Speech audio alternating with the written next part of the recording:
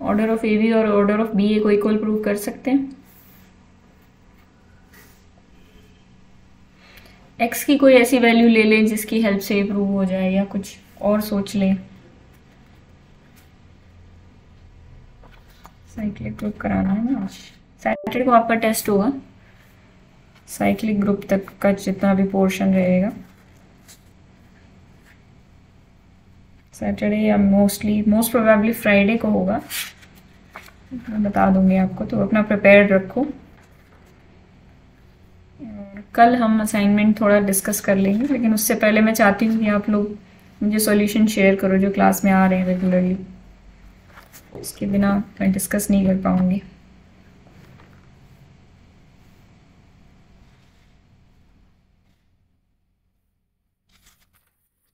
बताओ क्या कुछ किया जा सकता है इसमें। देखो, अगर मैं ए बी को ऐसे लिख दूं, ए बी ई, ठीक है, कोई प्रॉब्लम नहीं है, आइडेंटिटी एलिमेंट से पोस्ट मल्टीप्लिकेशन कर दिया। अब देखो, ऑर्डर, एक second, order of A x A inverse किसके बराबर होता है, या एक्स ए एक्स इनवर्स किसके बराबर होता है, ऑर्डर ऑफ ए के। इस चीज़ का हम कहीं ना कहीं यूज़ करना चाहते हैं, तो ई को अब ई लिखने से कोई फ़ायदा तो नहीं हुआ, थोड़ा सा इसको मैनिपुलेट कर देते हैं, इसको ए इनवर्स लिख दें। अगर देखना ध्यान से, ए इनवर्स, तो क्या होगा, इसका जो भी ऑर्डर होगा, अगर हम ऑर्डर लेके चल रहे हैं, order of A B A inverse जो भी होगा वो किसके बराबर होगा, ऑर्डर ऑफ बी ए के। यस और नो। और क्योंकि ए बी और ये तो इक्वल ही है, तो इनका ऑर्डर तो इक्वल होना ही है, तो यहां से मैंने क्या लिख दिया, ये चीज लिख दी। लेकिन ये जो चीज होल्ड होती है for all x belongs to group hold होती है, ठीक है। Order of X A x inverse A x, या फिर ऐसे भी लिख सकते हैं order of X A x inverse, doesn't matter, ये ऑर्डर ऑफ ए के बराबर होता है, मतलब जो मिडिल वाला एलिमेंट है ये। और इसको हमने प्रूफ कैसे किया था, हमने कहा था कि एक्स ए एक्स इनवर्स की पावर स्क्वायर कर देंगे, इसका स्क्वायर कर देंगे तो क्या होगा, एक्स ए एक्स इनवर्स 2 टाइम्स मल्टीप्लाई हो जाएगा, मतलब ऑपरेट हो जाएगा, एक्स एक्स इनवर्स आइडेंटिटी आ जाएगा, एक्स ए एक्स इनवर्स, ये आ जाएगा एक्स ए स्क्वायर एक्स इनवर्स। तो एक्चुअल में क्या होता है, एक्स ए एक्स इनवर्स की जितनी भी पावर करेंगे वो ए के ऊपर यहाँ पे ओपन हो जाती है, ठीक है। तो दिस इज ये जो बेसिक आइडिया हमने यूज़ किया था। बाकी इसका पूरा प्रूफ देखना है तो लास्ट लेक्चर आप देख सकते हो, इस स्लाइड में भी लिखा हुआ है, तो स्लाइड ओपन करके भी देख सकते हो, नोट्स में से भी देख सकते हो। तो ऑर्डर ऑफ ए बी पता चल गया हमें, इसके बराबर होगा क्योंकि ये दोनों एलिमेंट्स तो इक्वल हैं। लेकिन समथिंग, कोई भी एलिमेंट के इनवर्स मल्टीप्लाई हो रहे हैं, डजेंट मैटर, कोई भी एलिमेंट आप ग्रुप का लोगे, let a belongs to G, तो हर एक्स के लिए प्रॉपर्टी होल्ड करेगी, order of x inverse A x या x A x inverse order of ए के बराबर होता है, मतलब मिडल एलिमेंट के। उसी चीज़ का मैंने यूज़ कर दिया यहाँ पे। तो अल्टीमेटली क्या आ गया हमारे पास, order of A b is equal to order of b a, ठीक है।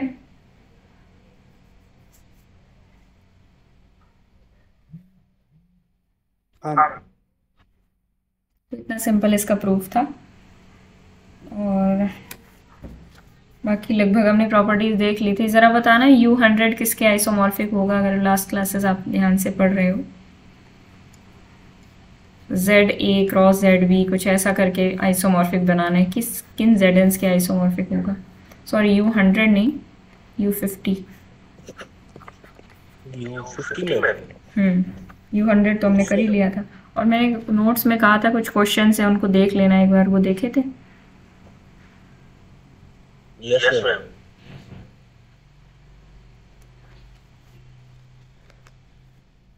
हाँ ठीक है, नहीं देखे हैं तो देख लेना, प्रैक्टिस कर लेना, क्वेश्चंस दिए गए हैं उसमें। उसके बाद हम अबेलियन और साइक्लिक ग्रुप पढ़ेंगे।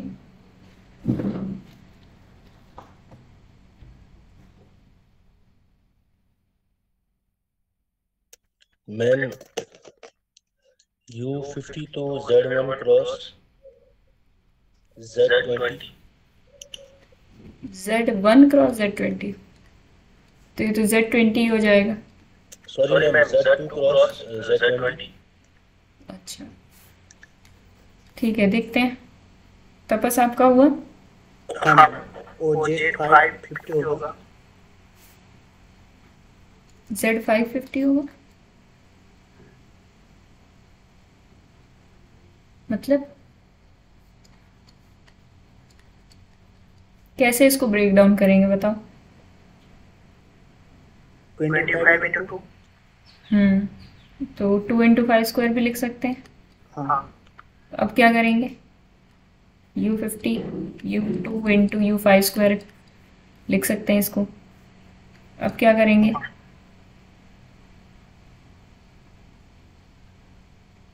मैम Z1 ही था ma'am, Z1 cross Z1 cross Z20 which is isomorphic to Z20। Z20 ठीक है, चलो देखते हैं।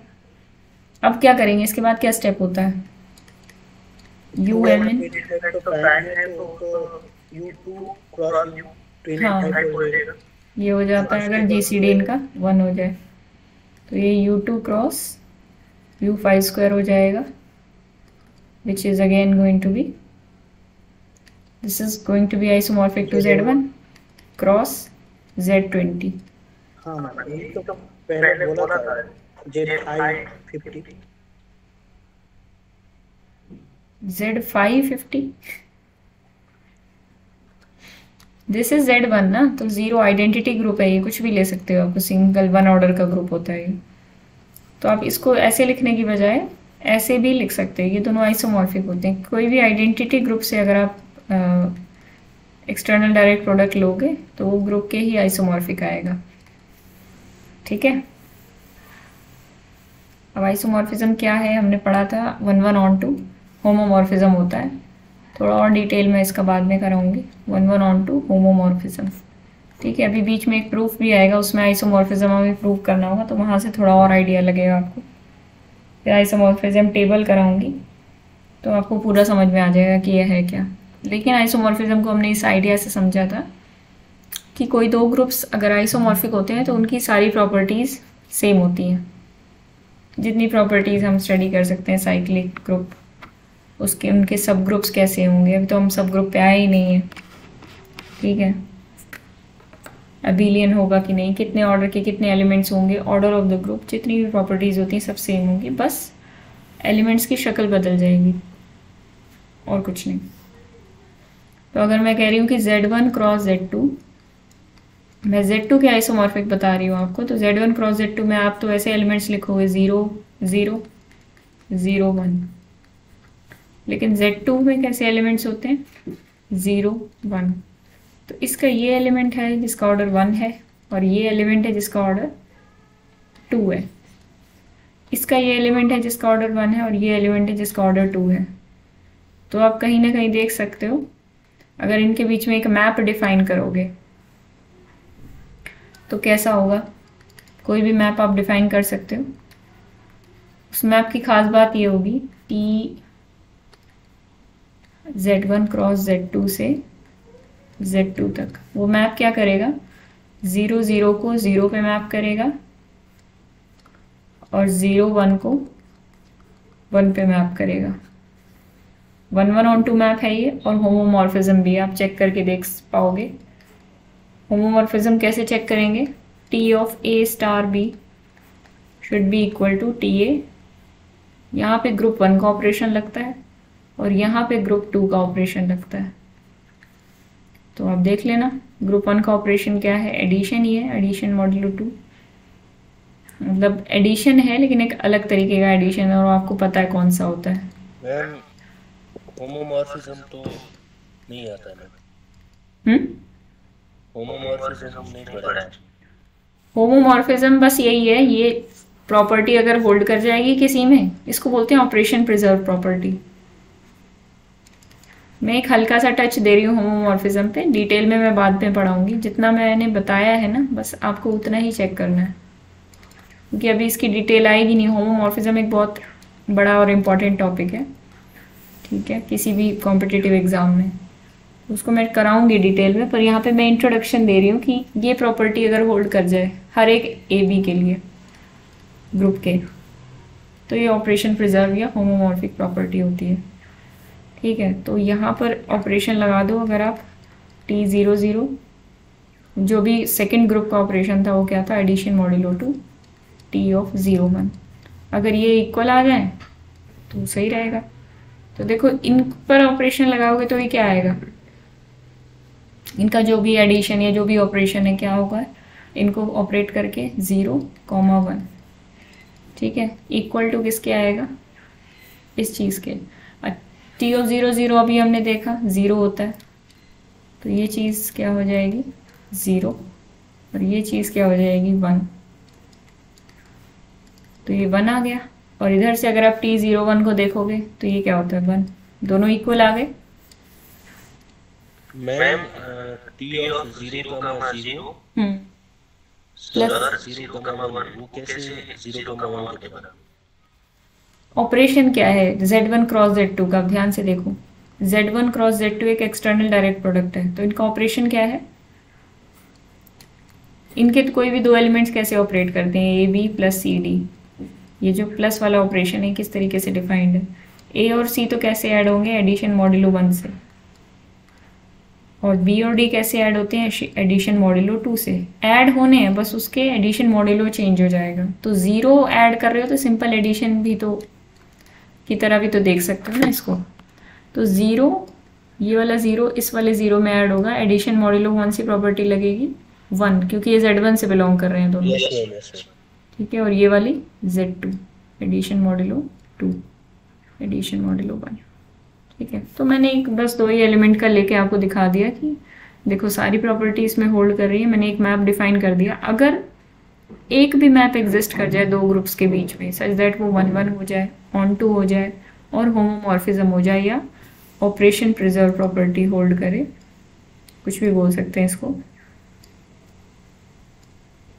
तो वो मैप कहलाता है आइसोमॉर्फिज्म। और अगर किसी के बीच में आइसोमॉर्फिज्म एग्जिस्ट कर गया तो वो दो ग्रुप्स आइसोमॉर्फिक हो जाएंगे। और आइसोमॉर्फिक हो गए उसका क्या बेनिफिट होगा, बेनिफिट यही होगा कि उनकी सारी प्रॉपर्टीज सेम हो जाएंगी, जितनी भी पॉसिबल प्रॉपर्टीज हम पढ़ने वाले आगे और जितनी अब तक हमने पढ़ी, ठीक है। तो एक इजी ग्रुप को अब देखो U100 को स्टडी करना मुश्किल है, अभी आपको नहीं समझ में आएगा, लेकिन जब आप एबिलियन ग्रुप करोगे, साइक्लिक ग्रुप करोगे, और मैं आपसे सवाल पूछूंगी ये साइक्लिक है कि नहीं है, सीधे आपसे कोई ये सवाल कर दे साइक्लिक है कि नहीं है, तो इतना आसान नहीं है इसका आंसर देना। इसके सारे एलिमेंट्स लिखोगे, हर एक एलिमेंट का ऑर्डर चेक करोगे और बहुत सारी चीज़ें करनी पड़ेंगी, तब ये पता चलेगा कि साइक्लिक है। हर एक कोई एक एलिमेंट ऐसा मिल जाएगा जो पूरे ग्रुप को जनरेट कर दे, तब ये जाके साइक्लिक होगा। लेकिन इसको स्टडी करने की बजाय मैंने क्या कहा, किसको स्टडी करें हम, जो भी ZM क्रॉस ZN के आइसोमॉर्फिक बनता है उनको स्टडी करना ज़्यादा आसान है। वो कैसे, आने वाले लेक्चर में अभी हम देखेंगे, ठीक है। यहाँ तक क्लियर है? जी मैम। एबिलियन ग्रुप की डेफिनेशन तो आपको पता ही है ना, लेकिन उसके कुछ इंपॉर्टेंट बातें समझ लेते हैं, कुछ इंपॉर्टेंट प्रॉपर्टीज देख लेते हैं। एबिलियन ग्रुप मतलब वही कॉम्यूटेटिव ग्रुप, कि for all x y belongs to G क्या होना चाहिए, x Y is equals to Y x हो जाना चाहिए, ठीक है। अब जैसे कि ये ग्रुप्स होते हैं हमारे पास, ये आर अंडर एडिशन या कुछ भी हो सकता है, जैसे Z5 स्टार अंडर मल्टीप्लिकेशन। वैसे कौन सा ग्रुप है Z5 स्टार अंडर मल्टीप्लिकेशन? 1 2 3 4। नाम क्या है इसका Zubair? Ma'am U5। U5। ZN star कौन सा ग्रुप होता है अंडर मल्टीप्लिकेशन? UN होता है ना, ग्रुप ऑफ यूनिट्स, ठीक है। U5 बन जाएगा ये। और सारे UN देख लेना, सारे ZN देख लेना, Q प्लस R प्लस, ये सारे ग्रुप्स देख लेना। सिंपल एडिशन और मल्टीप्लिकेशन के जो भी ग्रुप्स है सारे एबिलियन होते हैं। तो कोई एबिलियन ग्रुप नहीं हो ऐसा कोई एग्जाम्पल, क्योंकि सारे एबिलियन दिख रहे हैं हमें तो यहाँ पे। इवन अगर मैं इस ग्रुप की बात करूँ Q√2 अंडर एडिशन, ये भी एबिलियन है।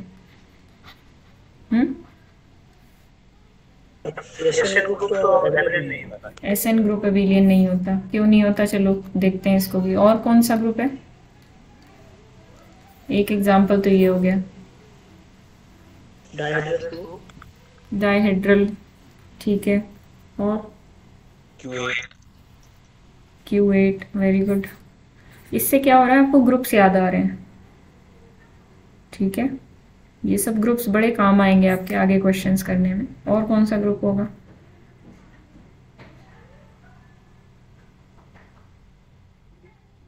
इनफाइनाइट में भी कोई एग्जांपल है? Group of matrices under addition अगर आप बोल दोगे तो फिर तो आप गलत हो जाओगे, तब तो एबिलियन होगा। Group of non singular matrices under multiplication, group of non singular matrices under multiplication. Multiplication भी कौन सी? Matrix multiplication. अब यहाँ पे फील्ड एफ कोई भी हो सकती है, जरूरी नहीं है रियल हो, ठीक है। तो ये कुछ एग्जांपल्स हो गए। अब जैसे S3 में देखा जाए, अगर आप S2 बनाने बैठोगे,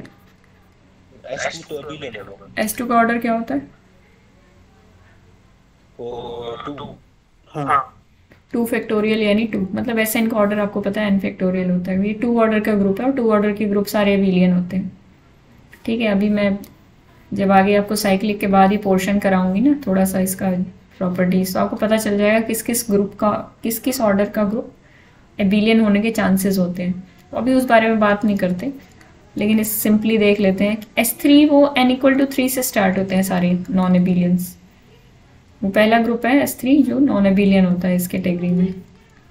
1 2 1 3 2 3 1 2 3 1 3 2 कुछ ऐसे एलिमेंट्स होते हैं इसके। आप इनको मल्टीप्लाई करके देख लो, एक 1 2 3 आ जाएगा, एक 1 3 2 आ जाएगा। इन दोनों को करोगे तो 1 3 2 आ जाएगा ऐसे रख के, और 1 3 1 2 को करोगे तो क्या आ जाएगा? 1 2 3। तो क्या ये इक्वल है? बिल्कुल भी नहीं, ठीक है। DN में भी आपने देखा ही था, DN में D3 में भी आप एग्जाम्पल, D3 में आपको इजी एग्जाम्पल मिल जाएगा। D2 तो देखोगे तो सारे एबिलियन होगा। D2 क्या होता है?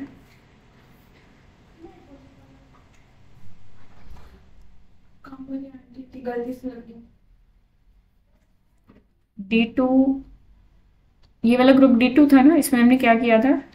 No rotation. D2 में 4 एलिमेंट्स आने चाहिए, आई थिंक D2 ही था, हाँ। इसमें हॉरिजॉन्टल और वर्टिकल रोटेशंस हो रहे थे, ठीक है। कोई इलिप्स या कोई सर्कल ले सकते थे, और रोटेशन इसका बन रहा था R180, क्योंकि 90 डिग्री पे रोटेट करने पे ये कुछ इस तरीके का बन रहा था, बीच में लाइन आ रही थी। सो इसकी हेल्प से हमने D2 बनाया था। इसमें हॉरिजॉन्टल और वर्टिकल रोटेशंस भी थे। ये था D2, ठीक है। इसको आप चेक करोगे, ये आपका एबिलियन निकलेगा, ठीक है। क्यों आता है ये एबिलियन? देखो ये एलिमेंट तो सबके साथ कम्यूट करता है, ये एलिमेंट सबके साथ कम्यूट करता है।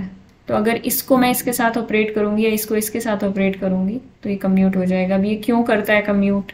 ये जब सेंटर आएगा ना, सेंटर ऑफ द ग्रुप पढ़ेंगे हम, तब आपको और ज़्यादा क्लियर होगा। तो आप इसमें चेक कर लेना चाहें, D2 एक एबिलियन ग्रुप है, तो इसमें भी n=3 से ही स्टार्ट होता है नॉन एबिलियन ग्रुप्स। D3 लगा सकते हो आप। क्या क्या होंगे इसके elements? R0, R120, R240, H नहीं, मतलब A के रिस्पेक्ट में, B के रिस्पेक्ट में और C के रिस्पेक्ट में जो हमारी रिफ्लेक्शंस होंगी, ठीक है। इसमें कोई भी 2 ऑपरेट करके देख लो, R120 और FA कोई करके देख लो, और FA और R120 को करके देख लो, तो आपको पता चलेगा कि this is a non abelian group. Q8 का आप सब जानते हो, A आई इंटू जे के बराबर होता है, जे इंटू आई माइनस के बराबर होता है। They are not equal. Matrices का आपको पता ही है, ठीक है। तो एबिलियन ग्रुप हमने पढ़ लिया, तो कुछ नॉन एबिलियन ग्रुप्स भी होते हैं, ये भी हमने रियलाइज़ किया अभी, ठीक है। तो एबिलियन ग्रुप्स क्यों पढ़ रहे हैं हम, क्या खास बात है एबिलियन ग्रुप्स में, तो इसमें थोड़ा सा डीप में जाते हैं हम लोग।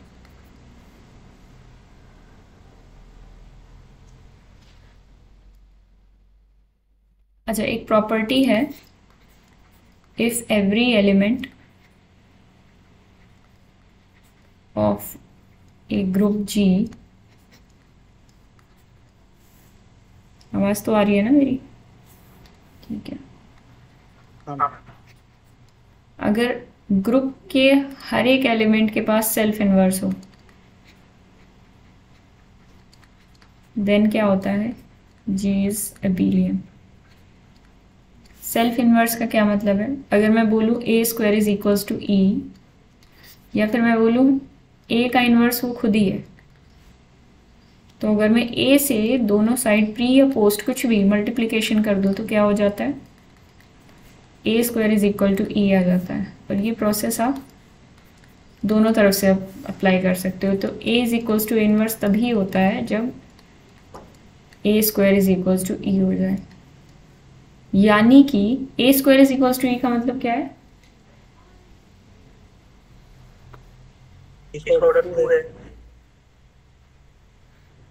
फिर से पूछ रहे हो, a square is equals to e का क्या मतलब है, पहचानना सीखो।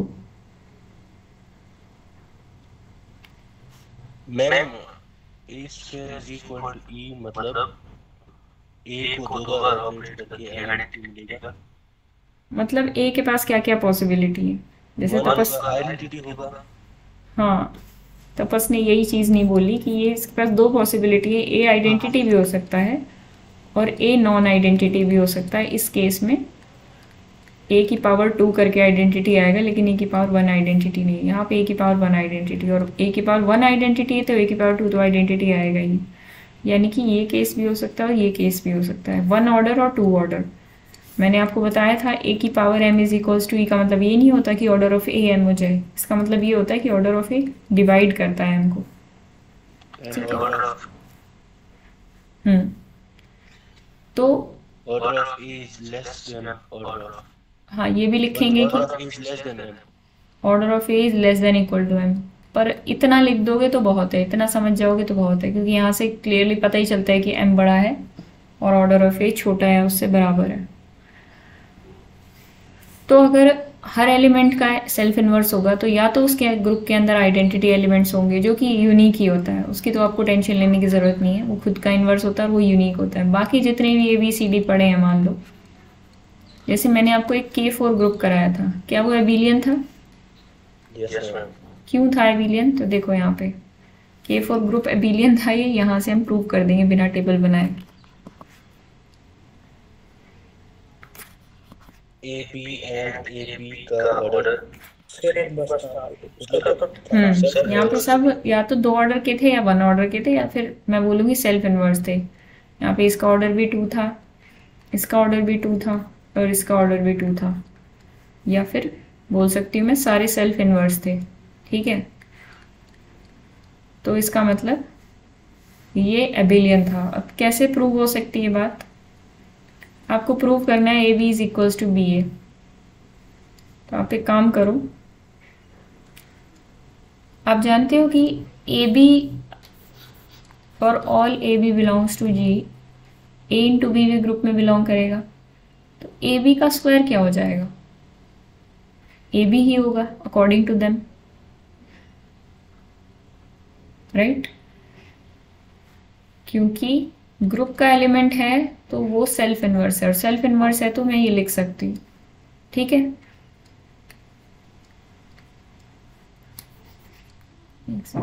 ठीक है, तो आइडेंटिटी है ना। अच्छा सॉरी, क्या लिख दिया मैंने। तो यहाँ से हमें क्या पता चलेगा, AB का स्क्वायर आइडेंटिटी है, ये चीज़ आइडेंटिटी है, अगर मैं प्री मल्टीप्लाई करती हूँ ए इनवर्स से और पोस्ट मल्टीप्लाई करती हूँ बी इनवर्स से, तो क्या हो जाएगा, A inverse E B inverse. तो यहाँ तो ये आइडेंटिटी बन जाएंगे, कट नहीं करना है लेकिन ये आइडेंटिटी बन जाएंगे, और इधर ही क्या बनेगा, ए इनवर्स बी इनवर्स। मुझे शो करना था B A is equals to A B, तो मैं ए बी तक कैसे पहुँचूँ यहाँ से, इन्वर्स कर दीजिए दोनों साइड। दोनों साइड इन्वर्स कर दूंगी तो क्या होगा, a inverse B inverse. B a को हम लिख सकते हैं b a whole inverse. Exactly, उतना भी करने की ज़रूरत नहीं है, सिंपल यहाँ पे दिख रहा है ना, आपको पता है ए स्क्वायर इज इक्वल्स टू ई है, मतलब ए इनवर्स के बराबर है, तो ए इनवर्स की जगह अगर मैं ए रिप्लेस कर दूँ, बी इनवर्स की जगह बी रिप्लेस कर दूँ, तो हो गया प्रूफ। तो इसका मतलब ये सभी ए बी के लिए कम्यूट करेंगे, तो इसका मतलब ग्रुप एबिलियन हो गया। ठीक है, लेकिन अगर उल्टा होल्ड कर रहा है, जैसे सभी एलिमेंट्स का ऑर्डर 2 है, तो क्या ग्रुप एबिलियन होना ज़रूरी है?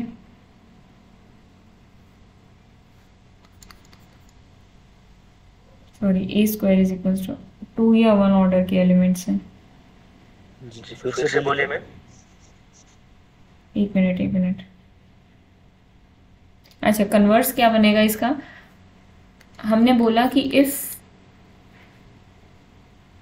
एवरी एलिमेंट ये प्रॉपर्टी सेटिस्फाई करे, a square is equal to e, then G is abelian. ठीक है, कन्वर्स क्या बनना चाहिए इसका, मतलब अगर कोई ग्रुप एबिलियन है तो उसमें हर एक एलिमेंट मतलब सेल्फ इन्वर्स होगा। सेल्फ इन्वर्स होगा, क्या ये ट्रू है?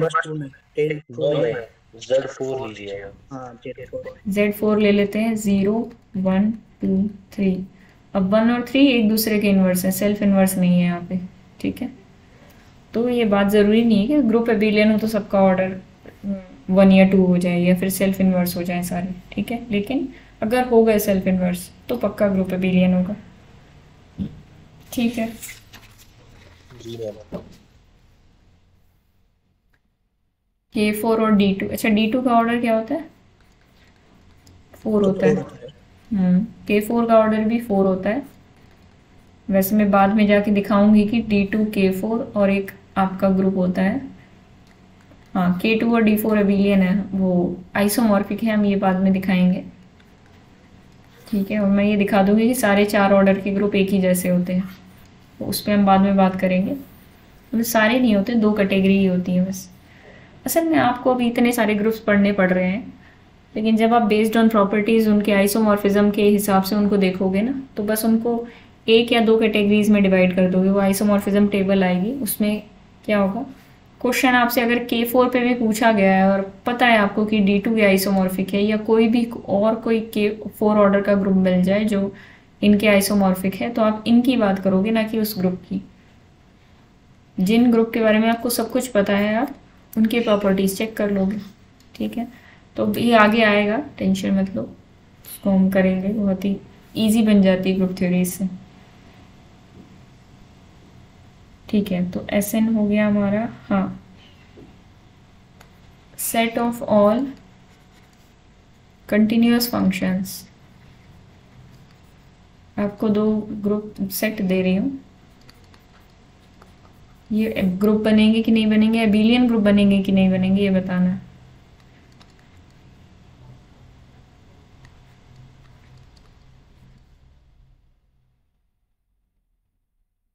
अंडर एडिशन फंक्शन का ऑपरेशन क्या है, एडिशन, ऐसे ऑपरेट हो रहे हैं एलिमेंट्स। ठीक है,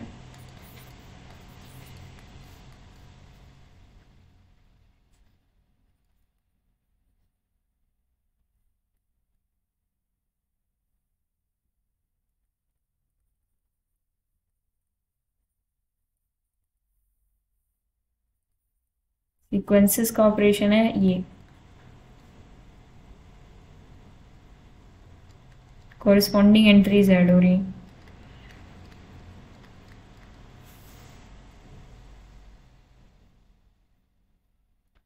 इनमें आपको ये बताना है कौन सा ग्रुप है, कौन सा एबिलियन ग्रुप है।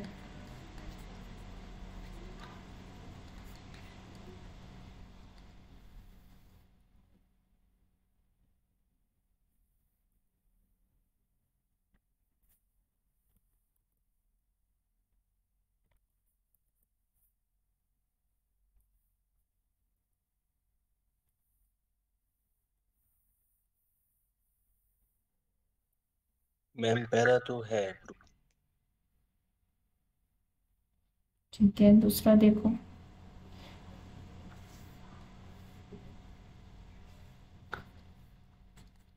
पहले तो क्लोजर प्रॉपर्टी होल्ड हो रहा है।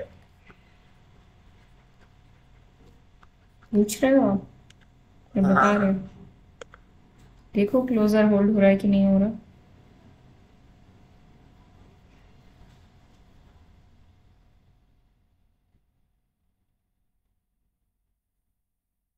मैम एक एग्जांपल कर रही हूँ, एक कॉन्टिन्यूस फंक्शन 0.9 दिया, ठीक है।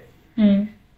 दूसरा भी 0.9 दिया है, तो वो तो 1.8 पहुंच जाएगा। वो तो 0.0,1 में नहीं बिलोंग कर रहा है। हम्म।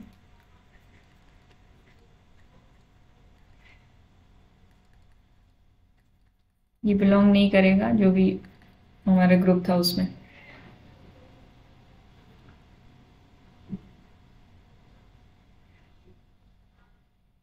तो पहले तो ग्रुप नहीं हुआ, सेकंड हाँ, तो पहला हो ग्रुप जाएगा। नहीं होगा। सेकंड देखो। सेकंड हो जाएगा। पहले में क्लोजर होल्ड नहीं करेगी, लेकिन सेकंड पे आए तो क्लोजर एसोसिएटिव लॉ, एडिशन है सिंपल। देखो एडिशन कैसा हो रहा है इसमें, ध्यान देखना। कहाँ गया? चाहे आप फर्स्ट का एडिशन देखो, चाहे आप सेकंड का एडिशन देखो, कॉरेस्पॉन्डिंग एलिमेंट्स ऐड होंगे। और सीक्वेंस तो क्या होते हैं, इनफाइनाइट टपल की तरह होते हैं, जैसे A1 A2 dot dot dot AN, इस तरीके से इनको ऐड करना है आप किसी BN सीक्वेंस से, B1 B2 dot dot dot BN। ठीक है, इनफाइनाइट टपल की तरह कॉरेस्पॉन्डिंग टर्म्स इसकी ऐड हो जाएंगी। तो आप देखोगे कि क्या है ये, क्लोजर होल्ड करेगी, एसोसिएटिव लॉ होल्ड करेगा, सिंपल एडिशन है। आइडेंटिटी क्या हो जाएगी जीरो। सेकंड के केस में? ज़ीरो हो जाएगी। ठीक है, AN इज इक्वल्स टू 0। और उसके बाद इनवर्स नेगेटिव हो जाएगा। इन्वर्स हो जाएगा उसका, नेगेटिव टपल हो जाएगा। ठीक है, तो A1 A2 AN का क्या इन्वर्स होगा? -A1 -A2 -1। ठीक है, तो इस तरीके के अलग क्वेश्चंस भी आपको देखने को मिल सकते हैं। और अबिलियन हो जाएंगे, सेकंड वाला अबिलियन हो जाएगा, क्योंकि AN प्लस BN लिख सकते हो आप, BN प्लस AN, कोई दिक्कत नहीं है, सिंपल एडिशन है, टपल एडिशन की तरह इसमें काम होगा। ठीक है,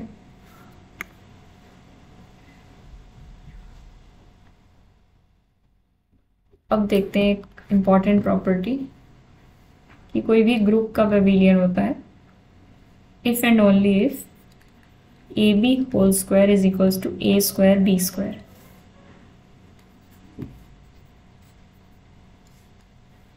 अब ये कैसे होगा? अगर ग्रुप एबिलियन है तो क्या होगा? AB स्क्वायर क्या हो जाएगा? AB into AB। ठीक है, अब ग्रुप एबिलियन है तो सारे AB बिलोंग्स टू G के लिए AB is equals to BA होगा। ठीक है, तो BA को आप क्या लिख सकते हो? AB लिख सकते हो, और B एज इट इज रहेगा यहाँ पे। सिंपल है, एसोसिएटिव लॉ लगा के आ जाएगा A स्क्वायर B स्क्वायर। ठीक है, तो ये चीज़ तो प्रूव हो गई। लेकिन अगर आपको ये चीज़ गिवन हो, दूसरे पार्ट में अगर ये गिवन हो और आपको एबिलियन प्रूव करना हो, तो आप कैसे प्रूव करेंगे?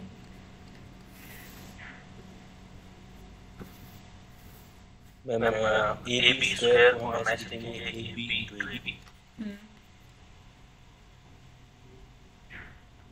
इसको क्या लिखेंगे? A not AABB। हाँ मैम देखो, इन्वर्स लगाएंगे बोथ साइड्स। हाँ, यहाँ पे A इन्वर्स से, यहाँ पे B इन्वर्स से प्री एंड पोस्ट मल्टीप्लिकेशन कर सकते हैं। ये निकल के आएगा हमारा BA, और ये हमारा बचेगा AB। तो BA is equals to AB हम प्रूव कर देंगे। ठीक है, एज सिंपल एज दैट। तो अब अगर आपको पता चल जाए कि किसी भी ग्रुप में ये प्रॉपर्टी होल्ड कर रही है, तो इसका मतलब वो ग्रुप एबिलियन होगा।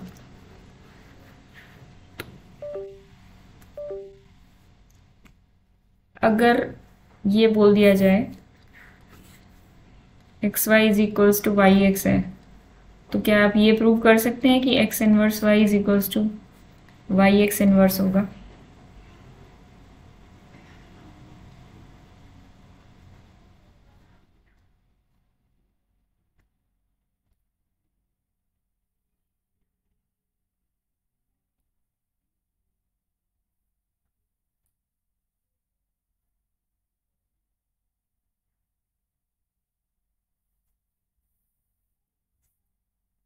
पॉसिबल? क्या कर सकते हैं इसमें हम? अगर हम प्री मल्टीप्लिकेशन कर दें एक्स इनवर्स से और पोस्ट मल्टीप्लिकेशन भी कर दें, मतलब X inverse X Y X inverse is equal to X inverse Y X X inverse, तो ये क्या आ जाएगा? Y X inverse is equal to X inverse Y. Simple. अगर कोई एलिमेंट एक के साथ कम्यूट कर रहा है, अब ये for all G belongs groups belongs to G नहीं कहा मैंने, कहा sorry for all elements belong to group नहीं कहा मैंने ये बोला if there exist x and y such that वो आपस में कम्यूट करें, तो एक्स मतलब एक्स किसी वाई के साथ कम्यूट कर रहा है तो उसका इन्वर्स भी वाई के साथ कम्यूट करेगा, कहने का मतलब।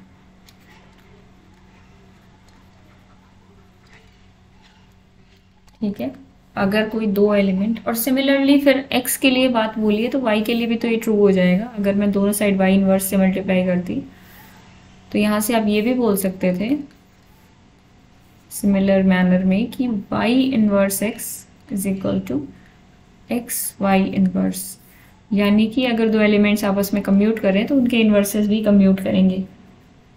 ठीक है, ये बात नहीं हो रही बिलियन ग्रुप की, बात नहीं हो रही, किसी भी ग्रुप में मान लो दो एलिमेंट्स कम्यूट करें तो उनके इन्वर्सेस भी आपस में कम्यूट करेंगे। बिलियन ग्रुप का मतलब क्या होता है कि सारे के सारे एलिमेंट्स आपस में कम्यूट करें, लेकिन कुछ एलिमेंट्स ऐसे भी हो सकते हैं जो कम्यूट कर रहे हैं और कुछ ऐसे हो सकते हैं जो नहीं कम्यूट कर रहे हैं।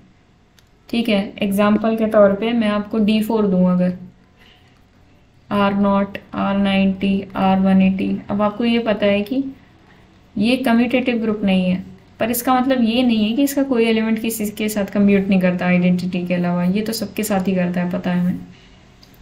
लेकिन इसका ये मतलब मत लगा के बैठ जाना कि कोई एलिमेंट ही कम्यूट नहीं करेगा आपस में, ऐसा नहीं होता। ठीक है, अगर मैं R180 को V के साथ ऑपरेट करूं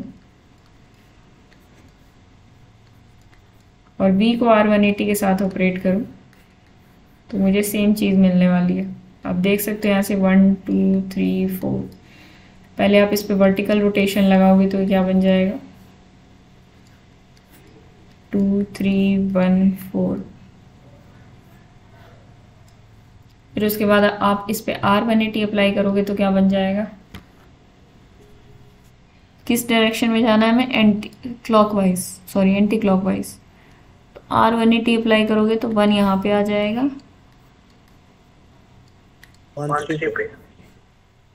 1 3 पे आ जाएगा, 2 यहाँ पे आ जाएगा, 3 4। ठीक है, अब इस पे पहले R180 अप्लाई करके देख लो, 1 4 2 3, R180 अप्लाई किया तो क्या हुआ।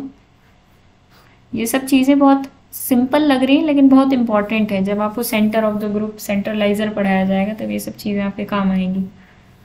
तो बेसिक फंडा क्लियर होना चाहिए आपके दिमाग में। R180 यहाँ पर करेंगे तो क्या होगा, 2 यहाँ पर आ जाएगा, 3 सेकेंड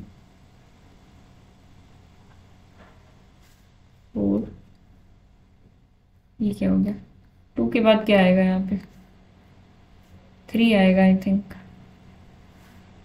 2 यहाँ से यहाँ, 3 यहाँ से यहाँ। ठीक है, 1 ये आएगा। अब यहाँ पे V अप्लाई करेंगे, वर्टिकल रोटेशन करेंगे तो 4 1 और उधर आ जाएगा 3 2, आ गए दोनों इक्वल। ठीक है, तो R180 इसके साथ कम्यूट कर रहा है और R180 को चेक करोगे वो सबके साथ कम्यूट करता है। ठीक है, तो R180 तो चलो R180 का इन्वर्स तो R180 होता है, आप इन्वर्स से क्या ही चेक करोगे, लेकिन ये आप चेक करना ज़रूर, ये आपका काम है कि V का इन्वर्स क्या होता है। पहली बात, वर्टिकल रोटेशन का इन्वर्स खुद ही होता है, वैसे ये बात भी है कि ये खुद ही इन्वर्स होता है। इस ग्रुप में ज़्यादा कुछ मज़ा नहीं आएगा करने में, इन्वर्स के लिए चेक करने में, क्योंकि सेल्फ इन्वर्स ही होता है। बट कोई बात नहीं, इस तरीके से प्रॉपर्टी होल्ड होगी। आप इसका एग्जांपल मैट्रिसेस में भी ढूंढ सकते हो कि कोई दो मैट्रिसेस कम्यूट करें। अच्छा, किस टाइप की मैट्रिसेस कम्यूट करती हैं आपस में? डायगोनल मैट्रिसेस लोगे अगर GLNR में से कोई भी डायगोनल मैट्रिसेस ले लोगे, डायगोनल इनटू डायगोनल, वो कम्यूट करेगी। ठीक है, सेम टाइप की मैट्रिसेस जो डायगोनल होती हैं, मतलब डायगोनल एंट्रीज वाली, वो आपस में कम्यूट करती हैं। ठीक है, इसका प्रूफ लिखने की कोशिश करो। G is abelian if and only if AB inverse is equal to A inverse B inverse. अच्छा, जनरली क्या होता है, किसी भी एलिमेंट A1 A2 AN का इन्वर्स जब हम निकाल रहे हैं तो वो क्या आता है, जनरली किसी भी ग्रुप में वो इस तरीके से लिखा जाता है, AN inverse up to so on A2 inverse A1 inverse. ठीक है,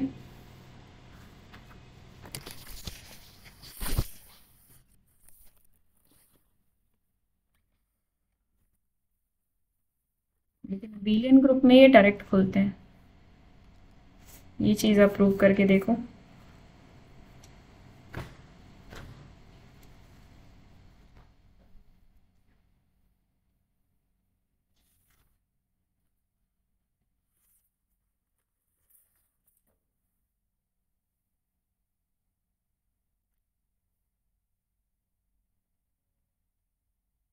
हाँ मैम, होगा।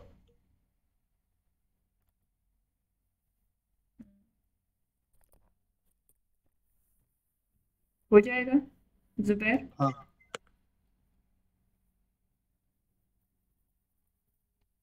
इसको भी सेम तरीके से ही प्रूव करना है। ये भी इन्वर्स वैसे क्या होता है, वैसे तो ये होता है। ठीक है, लेकिन अबेलियन है तो क्या हो जाएगा, ये आपस में कम्यूट कर जाएंगे। और अगर ये गिवन है तो फिर आप यहाँ से भी प्रूव कर सकते हो, A B inverse is equals to A inverse B inverse given है, तो ये हो जाएगा बी इनवर्स ए इनवर्स, ये हो जाएगा ए इनवर्स बी इनवर्स। अब ए और बी कोई एलिमेंट थे ग्रुप के, तो ए इनवर्स बी इनवर्स भी तो एलिमेंट थे। अगर आपको इससे सेटिस्फेक्शन नहीं मिल रहा कि यहाँ से आप डायरेक्टली नहीं लिखना चाहते जी इज अबेलियन, तो फिर एक काम करो, बी और ए से पोस्ट और प्री मल्टीप्लाई कर दो। ठीक है, उसमें थोड़ा आपकी शक्ल देखने का, बी से कर दो और यहाँ पे मैम कर दीजिए ना, वो बी इनवर्स इक्वल टू कोई। हाँ, बी इनवर्स इक्वल टू कुछ भी कर सकते हो। मैंने कहा कि ए और बी की टर्म्स में ही अगर शो करना है तो वो भी कर सकते हो। और दूसरी बात ये कि अगर बी इनवर्स ए इनवर्स के साथ कम्यूट कर रहा है, तो अभी मैंने प्रॉपर्टी पढ़ाई है कि बी भी ए इनवर्स के साथ कम्यूट करेगा, यस और नो। इसका इन्वर्स भी ए इन्वर्स के साथ कम्यूट करेगा। अगर एक एलिमेंट कम्यूट कर रहा है किसी दूसरे के साथ, तो उसका इन्वर्स भी कम्यूट करेगा। फिर मैंने प्रॉपर्टी फिर से पढ़ाई है, उसी का दूसरा पार्ट, उसी प्रॉपर्टी को अगेन अप्लाई कर सकते हो कि अगर ए इन्वर्स कम्यूट कर रहा है तो इसका इन्वर्स भी कम्यूट करेगा उसके साथ। तो यहाँ से आप डायरेक्टली प्रूव भी कर सकते हो B A is equals to A B, अगर आपको ये देखने में ज़्यादा अच्छा लग रहा है। वैसे तो यहाँ से प्रूव हो गया कि जी इज अबेलियन, पर इस तरीके से भी कर सकते हो। बात आई समझ में?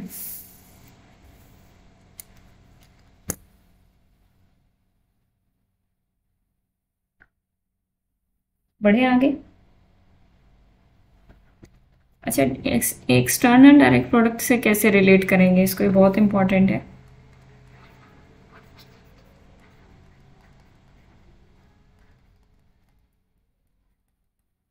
G1 cross G2 cross Gn, ये जो सारे ग्रुप्स होते हैं ये अबेलियन होते हैं। मतलब ये जो ग्रुप निकल के आएगा ये तभी अबेलियन होगा इफ एंड ओनली सारे के सारे G1 G2 Gn अबेलियन हो। अगर एक भी नॉन एबिलियन होता है तो ये नॉन एबिलियन आने वाला है। तो अगर मैं आपसे पूछूं ये Z star cross U10 cross S3 cross Z2 cross R star, क्या ये एबिलियन होगा? नहीं होगा, S3 है ना। S3 की वजह से नहीं होगा। ठीक है, एक भी नॉन एबिलियन ग्रुप आएगा तो ये कंप्लीट जो एक्सटर्नल डायरेक्ट प्रोडक्ट है ये नॉन एबिलियन हो जाएगी। ठीक है, UN को आप ऐसे देख सकते हो ZN1 ZN2 इन सब की प्रोडक्ट के रूप में लिखा जा सकता है, N1 N2 N की जो भी है। अब क्योंकि सारे ही एबिलियन होते हैं इसलिए आप बोल सकते हो कि UN भी एबिलियन है। ठीक है, मतलब यहाँ से भी देख सकते हो ऑब्वियसली, वैसे आपको पता ही है UN एबिलियन होता है। ठीक है, अब आपके लिए थोड़ा सा टास्क है। If G has exactly one element of order 2, then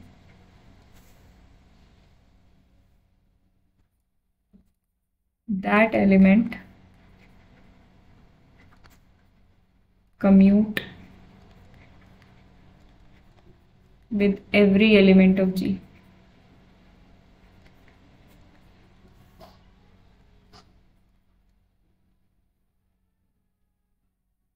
हाँ मैम, ये तो ट्रू होगा क्योंकि वो जो D4 है ना, उसमें R180 तो ऑर्डर 2 होता है, तो R180 तो सबके सब कमेंट करता है। पहली बात तो एक एग्जाम्पल से आप कैसे ट्रू कह रहे हो, और दूसरी बात जो आपने एग्जाम्पल दिया है वो गलत है, क्योंकि उसमें R180 के अलावा भी एलिमेंट्स होते हैं जो ऑर्डर 2 के होते हैं, जैसे X Y, ये एलिमेंट्स भी होते हैं ना, रिफ्लेक्शंस HV D' जो भी है। तो ये एग्जाम्पल तो काम नहीं करेगा इसमें। दूसरी बात है थोड़ा प्रूफ लिखना है हमें, तो प्रूफ वाली सेंस में अगर हम जाएं, जी के पास एक ही एलिमेंट ऑफ ऑर्डर 2 है और आप ये प्रॉपर्टी जानते हो,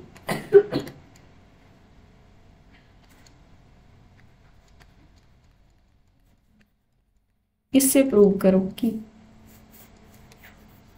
कैसे करेंगे हम इसका प्रूफ, से ट्राई करो।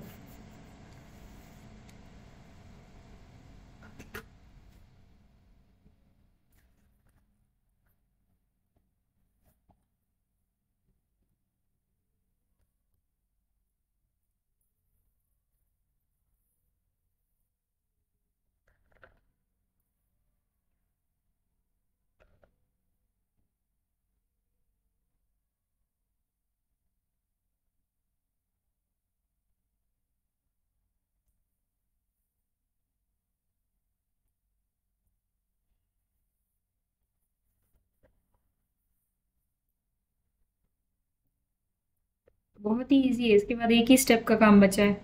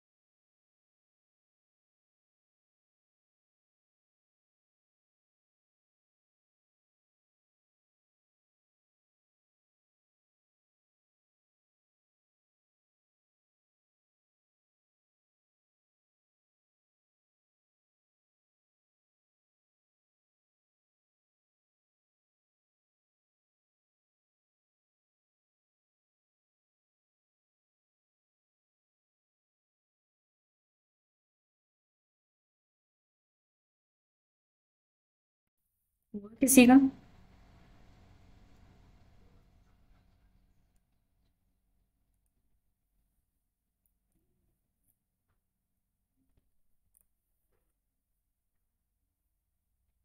नहीं मैम। मेरे को बोल रखा है एक ही एलिमेंट है ऑर्डर 2 का, और यहाँ पे नीचे दिखा रखा है 2 डिफरेंट एलिमेंट्स। तो इसका मतलब क्या है?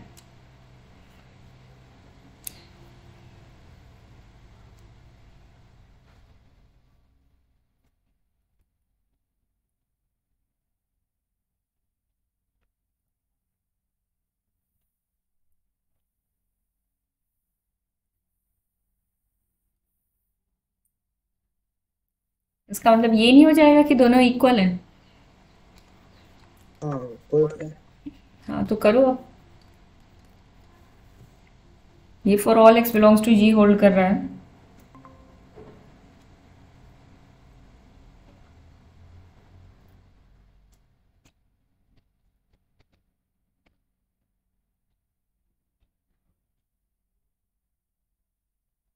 हाँ मैम तब तो हो गया। वो तो कॉमन कर रहा है, a x equal to x से हो जाएगा।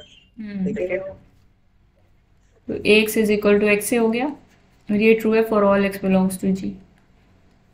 ठीक है।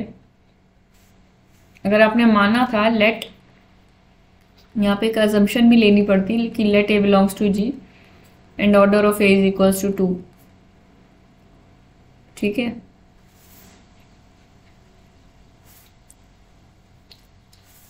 तो अगर ऑर्डर ऑफ ए 2 था तो इसका ऑर्डर भी 2 हो गया, तो इसका मतलब ये दोनों ही इक्वल हो गए, दोनों इक्वल हो गए।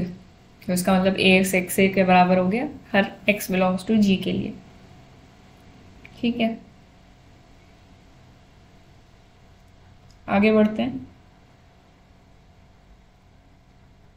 ये आपका होमवर्क है, थोड़ा सोचना पड़ेगा इसमें, तो ध्यान से सोच के आना अच्छे से।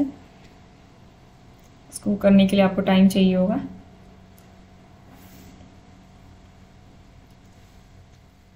अच्छा ये बताओ, जी ले रखा है एक ग्रुप,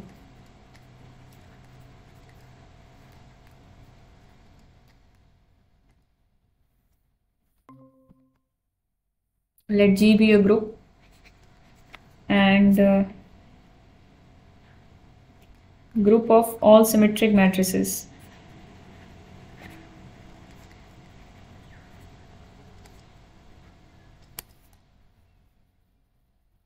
ठीक है, sorry set of all symmetric matrices which are invertible. तो ऑप्शन 1 है G is a group, option 2 है फाइनाइट ग्रुप, ऑप्शन 3 है इनफाइनाइट ग्रुप। MSQ है ये। ऑप्शन डी है none of these.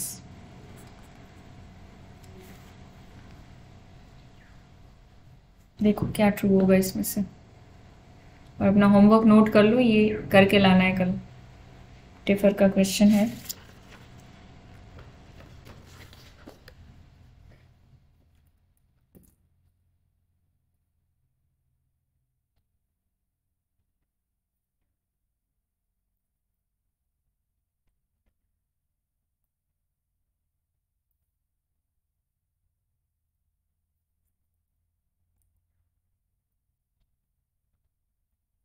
Ma'am operation क्या है मैम?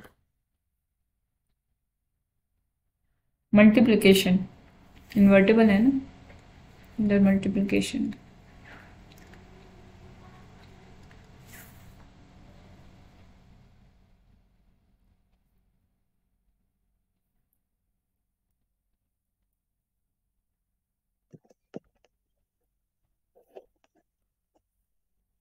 मैम हुआ। ओ, 1 और 3। मैम ग्रुप तो नहीं होगा ही, नन ऑफ दीज आएगा। क्यों नहीं है ग्रुप? क्लोजर होल्ड नहीं होगा।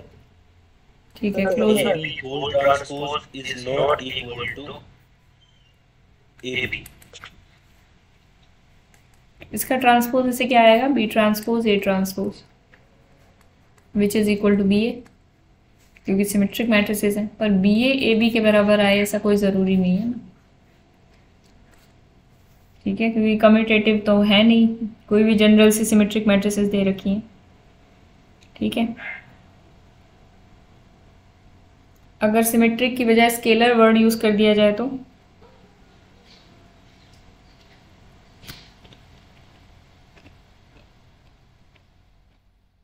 तब तो मैम होगा, क्योंकि क्लोजर होता है, एसोसिएटिव भी हो जाएगा। आइडेंटिटी तो 0 1 होगा, 1001 होगा। 2 + 2 नहीं है, हाँ 1 होगा, तो इनफाइनाइट ग्रुप होगा, हाँ तो थर्ड रो हो जाएगा, ठीक है।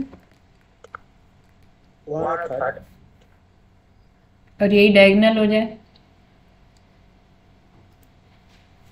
1 और 3rd हो जाएगा, हाँ। इसका आंसर तो 4th है। अगर डायगोनल हो जाए तो तब भी तो होगा। क्लोजर, एसोसिएटिव, आइडेंटिटी, इनवर्स, सब कुछ हो जाएगा, ठीक है। यहाँ वो ये वर्ड लिखा हुआ है ना इन्वर्टिबल, इसलिए हो पा रहा है ये। हाँ तो क्वेश्चन किसी भी तरीके का आ सकता है, को प्रिपेयर रहना। आपकी असाइनमेंट 2 भी जल्द दी जाएगी, लेकिन असाइनमेंट 2 देने से पहले आपका टेस्ट होगा, मोस्ट प्रोबेबली फ्राइडे को होगा, ठीक है। तो ये अपना होमवर्क करके आना, कल मैं देखूंगी आपने क्या किया है। मैं होमवर्क खुद से बोले में स्क्रीनशॉट ले लो। There exists a finite abelian group G containing exactly 60 elements of order 2. True or false? मैं हो गया। चलो हो गया तो मुझे पर्सनली बताना क्लास के बाद व्हाट्सएप पे। ठीक है। अच्छा, एसएन के अंदर number of elements of possible orders अगर हमें निकालने हैं, जैसे S3 है आपके पास, ये होता है S3 1 3 1 2, ये तो आपको याद ही हो गया होगा और हो भी जाना चाहिए। इसके अंदर number of elements of possible order, जैसे कि 3 को मैंने कहा था कैसे ब्रेक कर सकते हैं। अब यहाँ पे पार्टीशन का काम आएगा, 3 को हम 3 2 + 1 1 + 1 + 1 लिख सकते हैं, राइट। तो पॉसिबल ऑर्डर कैसे बनेंगे देखना। पॉसिबल ऑर्डर बनते हैं पॉसिबल एलसीएम से। यहाँ पर एलसीएम क्या बनेगा, 3 का एलसीएम कुछ नहीं है, एक ही एलिमेंट है तो 3 बनेगा। 2 और 1 इन दोनों का अलग अलग एलसीएम लिया जाए तो क्या बनेगा, 2। यहाँ पे तीनों का अलग अलग एलसीएम लिया जाए, 1 1 1 1 क्या बन जाएगा, 1 बन जाएगा एलसीएम। तो जो पॉसिबल एलसीएम हमारे पास होता है यही होते हैं पॉसिबल ऑर्डर्स, ठीक है।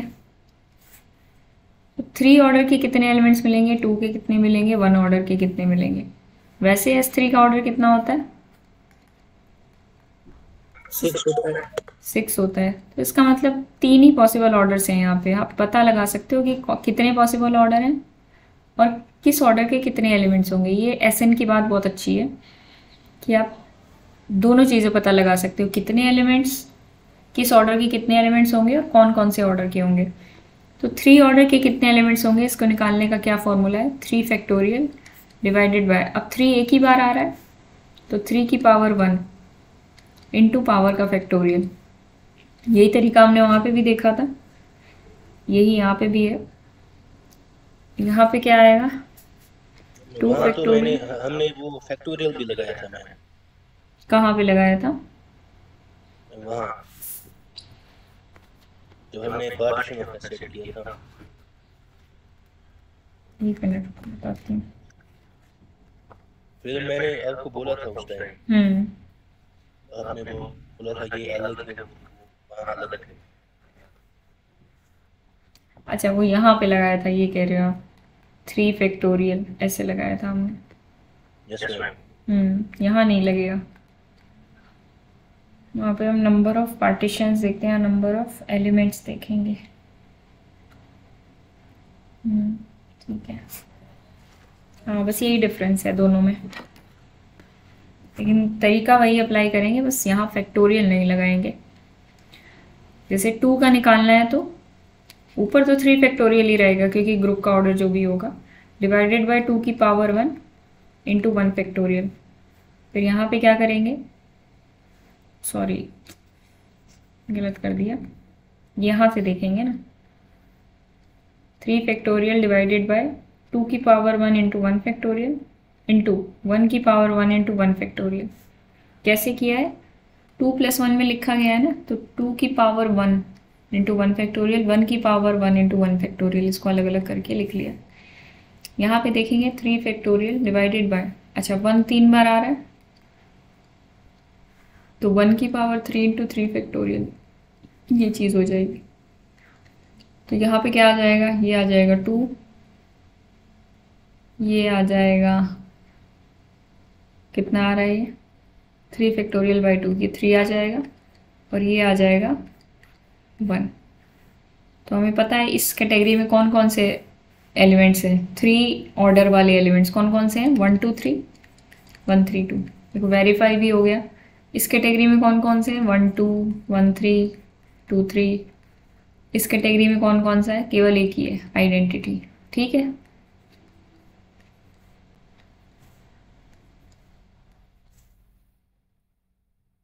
मैं एक बार S4 को लिखती हूँ और S4 को वेरीफाई करते हैं, पर उससे पहले चलो S2 को वेरीफाई कर लेते हैं। ठीक है, समझ में आया। S2 के अंदर 2 ही एलिमेंट्स होते हैं, S2 का ऑर्डर होता है 2 फैक्टोरियल,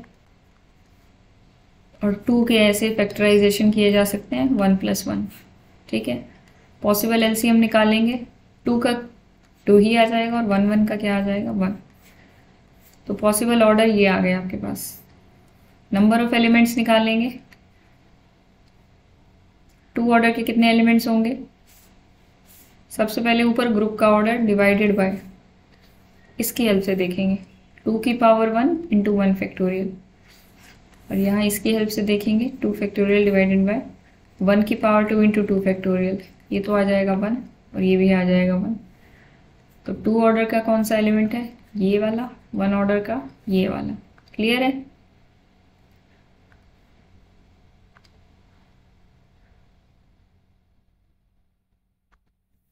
ठीक है ना। अब S4 के अंदर निकालो आप लोग पॉसिबल ऑर्डर्स। पहले तो 4 के क्या क्या पार्टीशंस हो सकते हैं उसको देखो, 4 और क्या हो सकता है बताते जाओ। 2 + 1 + 1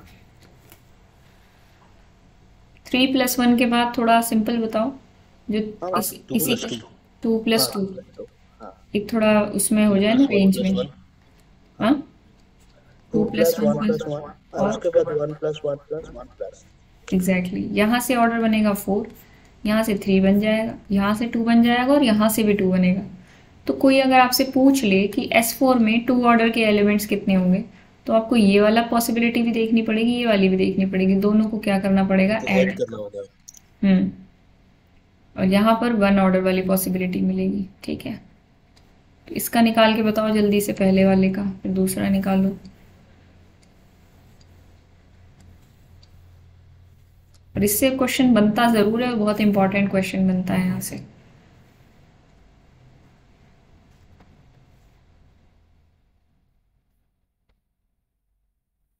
वो 4 ऑर्डर के 6 आएंगे। एक सेकेंड,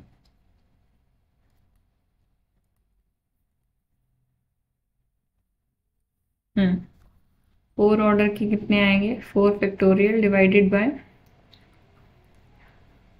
4 की power 1 into 1 factorial, this is 3, right, sorry 6 24/4 6, ये कितना आ जाएगा, 3 + 1 है। अब देखो ध्यान से, 4 फैक्टोरियल डिवाइडेड बाय 3 की 1 इंटू 1 फैक्टोरियल, 1 की 1 इंटू 1 फैक्टोरियल, ये आ जाएगा। उसके बाद 3 4 फैक्टोरियल डिवाइडेड बाय 2 की पावर 2। अब 2 टाइम्स रिपीट हो रहा है, तो जितने टाइम्स रिपीट हो रहा है उतनी पावर, और पावर का फैक्टोरियल 3 आ जाएगा। नेक्स्ट क्या आ जाएगा? 6। 6 आ जाएगा, ठीक है। और ये वाला क्या आ जाएगा? ये तो 1 ही आएगा। 1 की पावर 4 इंटू 4 फैक्टोरियल। इनको सम करके देखना, 8 और 6 14 और 3 17 और 7 24। क्या 24 है total number of elements? Yes ma'am. Yes. 1 order के कितने एलिमेंट्स हैं S4 के पास? 1 1 2 3 4, ये 4 पॉसिबल ऑर्डर हैं। तो 1 ऑर्डर के कितने एलिमेंट्स हैं? केवल एक। 2 ऑर्डर के कितने? 9। 3 ऑर्डर के कितने? 8।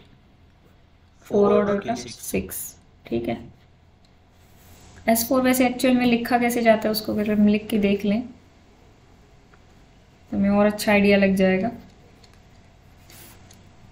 सबसे पहले तो 4 ऑर्डर के कौन से एलिमेंट्स होते हैं? 1 2 3 4, 1 2 4 3, 1 3 2 4, 1 3 4 2, ये 4 एलिमेंट्स हो गए। 6 एलिमेंट्स होते हैं, सॉरी। फिर आ जाएगा 1 2 1 3। अब 1 4 कर लो, 2 3 और 1 4 3 2। ठीक है, बहुत आसान था लिखना। पहले 1 2 लिया और बाकी दोनों की पॉसिबिलिटी ले ली, फिर 1 3 लिया, फिर 1 4 लिया, बाकी दोनों की पॉसिबिलिटी। 3 ऑर्डर के एलिमेंट्स कैसे कैसे लिखे जा सकते हैं? 1 2 के साथ 3, 1 2 के साथ 4, ठीक है, 1 3 के साथ 2, 1 3 के साथ 4, 1 4 के साथ 3, 1 4 के साथ 2, 2 3 के साथ 4 ले सकते हो, 2 3 के साथ 1 ले सकते हो।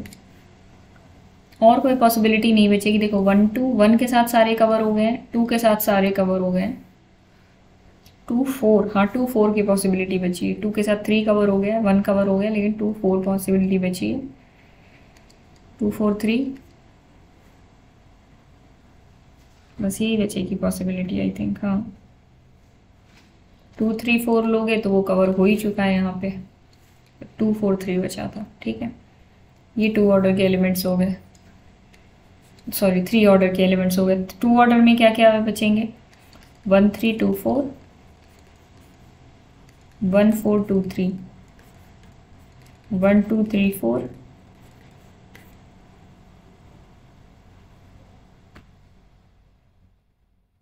1 4 3 2, 1 4 3 2, तो यही होगा। अगर आप 1 4 3 2 को देखोगे ना, ये सेम एलिमेंट है, क्योंकि 2 3 और 3 2 बराबर होते हैं। मैंने बताया था ना आपको, ये दोनों सेम होते हैं। ये तो नहीं ले पाओगे आप। कितने थे 2 ऑर्डर के एलिमेंट्स वैसे देखा जाए तो? 2 + 2 टाइप के कितने थे? 2 + 2 का मतलब क्या होता है? 2 + 2 वाली साइकिल। 2 + 2 साइकिल के कितने एलिमेंट्स थे? 3 आए थे। हाँ ठीक है, तो 3 ही आएंगे 2 + 2 साइकिल में। इसका मतलब है 2 + 2 साइकिल। इस साइकिल का मतलब है 3 + 1। तो 2 ऑर्डर के इतने तो 2 + 2 साइकिल वाले तो ये हो गए। अब 2 + 1 + 1 साइकिल वाले कितने होंगे? मतलब 2 एलिमेंट्स फिक्स रहेंगे और बाकी 2 इस तरीके से रहेंगे। तो 1 2 1 3 1 4, ये भी 2 ऑर्डर के ही हैं। 2 3 2 4 3 4, ये आ जाएंगे 6 एलिमेंट्स। ये आ जाएंगे मेरे हिसाब से। देखो 6 हैं, हाँ 6 आ रहे हैं। देखो 2 + 1 + 1 साइकिल के। तो यहाँ से आप वेरीफाई करते रह सकते हो। और 1 ऑर्डर का कौन सा बचा आपके पास? आइडेंटिटी बच गया। ठीक है, तो ये हो गया 2 + 2, ये हो गया 2 + 1 साइकिल, ये हो गया 1 + 1 + 1 + 1, मतलब सारे ही फिक्स हैं। और इससे ऊपर वाले ये हो गए 3 + 1, और ये वाले कौन से हो गए?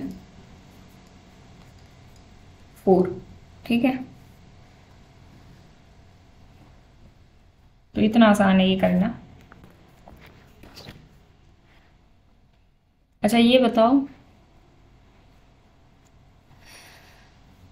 ये बात ट्रू है कि नहीं है? कि S5 के पास 6 ऑर्डर का एलिमेंट है।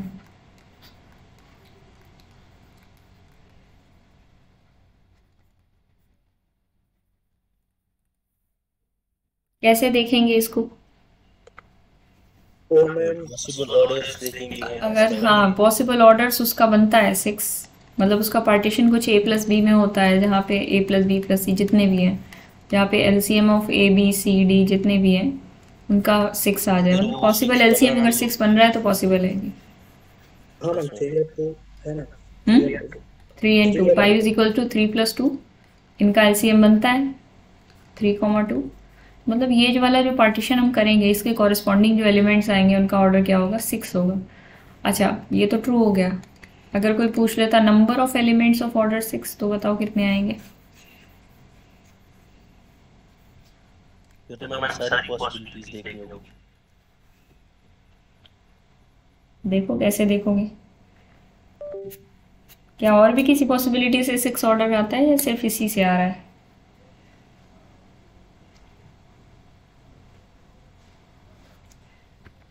अगर केवल यही पार्टीशन इसकी पॉसिबिलिटी थी, जैसे यहाँ पर 2 के एक से ज़्यादा पॉसिबिलिटी थी तो हमें निकाल कर ऐड करना पड़ा, लेकिन हमने देखा कि 3 की एक ही पॉसिबिलिटी थी 4 के केस में, तो नंबर ऑफ एलिमेंट्स निकालने के लिए हम सीधा ही फॉर्मूला लगा देते हैं, बस जिस टाइप का पार्टीशन है उसके अकॉर्डिंग ये फॉर्मूला बन जाता है। तो मैम एक ही पॉसिबल है 3+2। एक ही 3+2। 3+2 नंबर ऑफ एलिमेंट्स बताओ ना, फिर पॉसिबिलिटी तो एक ही है, ठीक है। आंसर क्या आएगा इसका?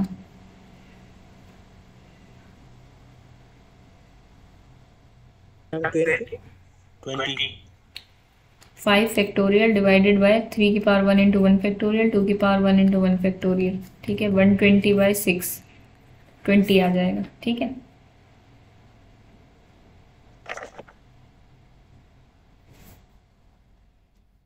S7 has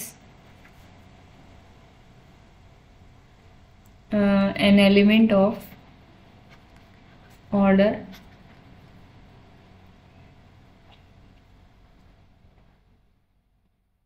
4, और अगर ये ट्रू है तो हाउ मैनी?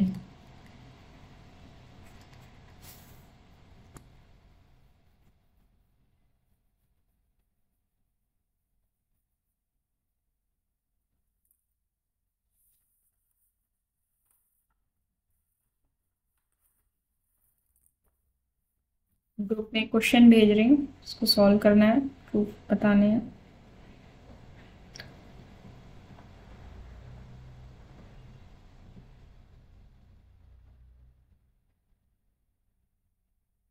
टू 210। आप कह रहे हो ट्रू है और 210 आंसर है।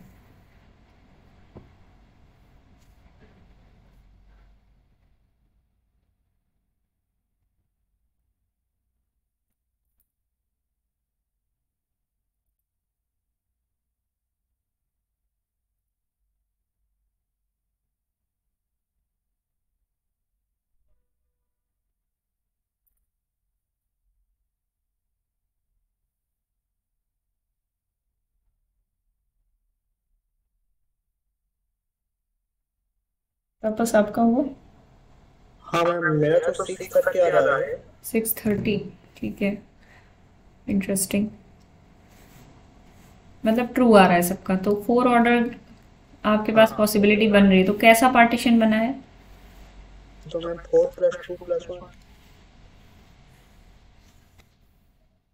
4+2+1, और कुछ बन सकता है? 4+3 भी तो बन सकता है, और 4+1+1+1 भी तो बन सकता है। हाँ मैम ये तो 3 बनेंगे, ये तीनों किसी ने किए? 4+3 तो नहीं होगा ना। एलसीएम फिर एलसीएम कितना चाहिए हमें? ऑर्डर 4 चाहिए, हाँ वो लास्ट ये नहीं आएगा, ठीक है। और कुछ और नहीं बनेगा, तो इसकी हेल्प से कितने एलिमेंट्स आएंगे? 7 फैक्टोरियल बाय 4 की पावर 1 इंटू 1 फैक्टोरियल 2 की पावर 1 इंटू 1 फैक्टोरियल, 1 की पावर 1 इंटू 1 फैक्टोरियल। 7 का फैक्टोरियल कितना होता है?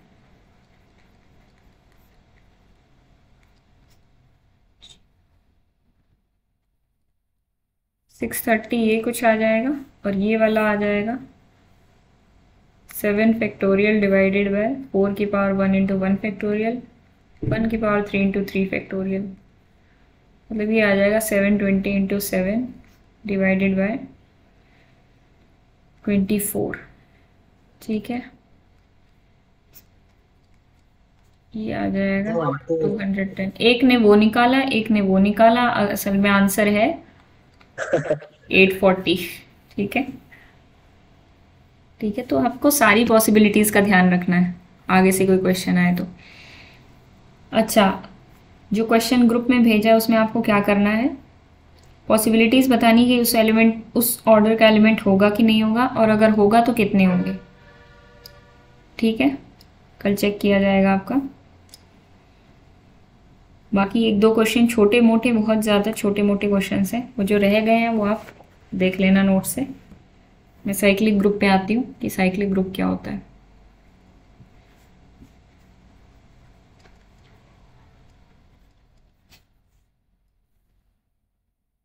अच्छा, साइक्लिक का क्या मतलब है? एक किसी न किसी तरीके की साइकिल की बात होगी, तभी उन्होंने साइक्लिक नाम दिया इसको, है ना। तो कोई ग्रुप जी कब साइक्लिक कहलाएगा?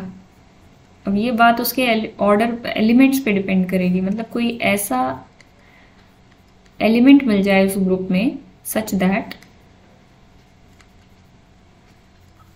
वो एलिमेंट ग्रुप को जनरेट कर दे। ग्रुप को जनरेट करने का क्या मतलब है? मतलब अगर लेट्स से मैं आपके पास लेती हूँ Z6, ठीक है, इसके अंदर कौन कौन से एलिमेंट्स होते हैं? देखो, ये 5 तक एलिमेंट्स होते हैं। मैं इसका कोई भी रैंडम सा एलिमेंट उठा लेती हूँ। रैंडम तो नहीं, चलो 3 उठाती हूँ अभी आपकी अंडरस्टैंडिंग के लिए। उन्होंने कहा है कोई एक एग्जिस्ट कर जाए सच दैट उसको बार बार ऑपरेट करते रहें करते रहें करते रहें करते रहें तो पूरा ग्रुप निकल के आ जाए। और एक पॉइंट ऐसा आएगा जब हम उसको ऑपरेट करेंगे, लास्ट में जाके ए स्क्वायर और सो ऑन ए की पावर n आ जाएगा। ठीक है, ग्रुप का ऑर्डर, ग्रुप की पावर आ जाएगा। तो मतलब कहीं ना कहीं जाके वो एलिमेंट आइडेंटिटी बनेगा। क्यों बनेगा? अगर ये साइक्लिक होगा तो पहले आइडेंटिटी बन जाएगा, सॉरी साइक्लिक नहीं होगा तो पहले ही आइडेंटिटी बन जाएगा किसी लेस देन n के लिए। मतलब मैंने मान रखा है यहाँ पे order of g is equals to n। दोनों चीज़ें एग्जांपल से बताती हूँ। देखो, मैं एक एलिमेंट ले रही हूँ 2, एक एलिमेंट ले रही हूँ 3, यहाँ तक ठीक है। अब अगर मैं 2 पर बार बार ऑपरेशन लगाऊंगी, 2 की पावर 1 क्या होगा? 2 विच इज, ठीक है, 2 की पावर 2 क्या हो जाएगा? 2 + 2। और प्लस ये पता है आपको मॉड्यूलो 6 है, इतना तो आप जानते ही हो। 2 क्यूब करूँगी तो 2 स्क्वायर + 2 लिख सकते हो, या फिर 2 + 2 + 2 लिख सकती हूँ मैं। ये क्या आ जाएगा? 6। और Z6 में 6 का क्या मतलब होता है? 0। अब जैसे ही आइडेंटिटी आया, इस एलिमेंट ने जैसे ही आइडेंटिटी आया, इसके बाद जितनी भी पावर्स आप करोगे वो रेपिटेटिव आने लगेंगी। नेक्स्ट पावर करोगे तो 2 को आपको 4 टाइम्स ऐड करना होगा, which will be equal to 2। तो एक साइकिल चला जाएगा, मतलब एक प्रोसेस ऑफ साइकिलिंग हो जाएगी यहाँ पे। 2 4 0, नेक्स्ट 2 की पावर 5 क्या हो जाएगा? फिर से 4, तो 2 4 0 हो जाएगा। ठीक है। अच्छा, अगर किसी भी एलिमेंट की पावर ग्रुप का ऑर्डर कर देना तो वो हमेशा आइडेंटिटी आता है। क्यों होता है ऐसा? क्योंकि किसी भी एलिमेंट ए का मैक्सिमम ऑर्डर कितना हो सकता है?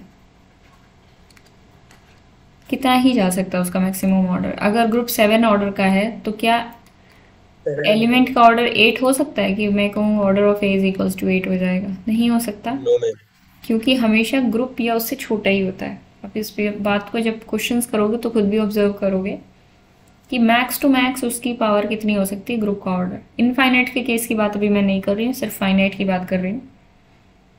तो एक ही पावर अगर ग्रुप का ऑर्डर कर देंगे तो हमेशा आइडेंटिटी आएगा, क्योंकि इसका जो भी ऑर्डर होगा वो पहली बात तो डिवाइजर होगा। मान लो ए का ऑर्डर है डी, लेट्स से ए की पावर डी करने से आइडेंटिटी आ रहा है, तो जो भी ए का ऑर्डर होगा वो क्या हो जाएगा, डी है यहाँ पर। और ग्रुप की पावर जब आपने की तो इसका मतलब डी ग्रुप के ऑर्डर को डिवाइड करता है। ये सब बातें हमने पढ़ रखी हैं।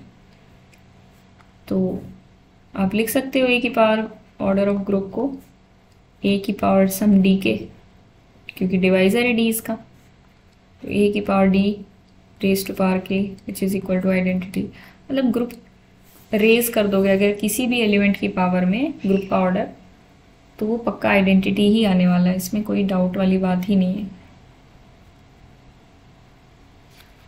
ठीक है, तो ये हमारा आया। अब अगर 3 बिलोंग्स टू Z6 था तो यहीं पे देख लेते हैं। 3 बिलोंग्स टू Z6 था, 3 को नहीं देखते, चलो 5 को देखते हैं, क्योंकि 3 फिर से वही प्रॉब्लम करेगा। 5 की पावर 1 क्या हो जाएगा, नथिंग एडेड 5 हो जाएगा। 5 की पावर 2 क्या हो जाएगा, 5 और 5 10, 10 मतलब 4। 5 की पावर 3 कितना हो जाएगा, 9, 9 मतलब 3। 5 की पावर 4 8, 8 मतलब 2। 5 की पावर 5 1 हो जाएगा, और 5 की पावर 6 क्या हो जाएगा, 0। मतलब ग्रुप का ऑर्डर करा तब ये 0 निकल के आया। अगर ये इससे पहले ही आइडेंटिटी आ जाता, मतलब 5 का ऑर्डर क्या हुआ है, यहाँ से आपको पता चल रहा है 5 का ऑर्डर हुआ है 6। 6 क्या है, ग्रुप का ऑर्डर। ठीक है, मतलब एलिमेंट का ऑर्डर और ग्रुप का ऑर्डर सेम आ रहे हैं।